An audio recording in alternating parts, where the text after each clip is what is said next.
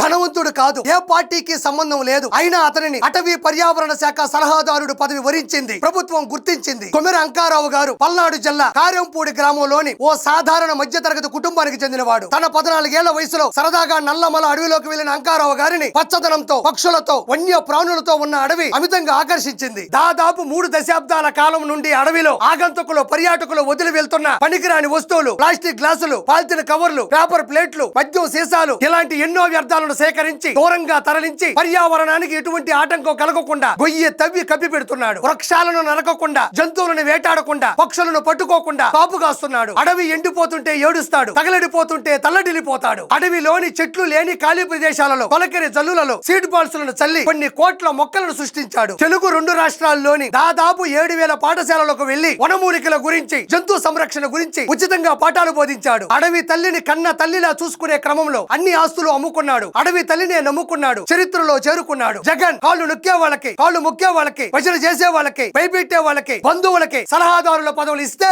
అన్ని విడిచి అడవికి అంకితమైన అంకారావు గారికి అత్యున్నత స్థానం ఇచ్చినందుకు శ్రీ నారా చంద్రబాబు నాయుడు గారికి, పవన్ కళ్యాణ్ గారికి, నారా లోకేష్ గారికి నా సెల్యూట్.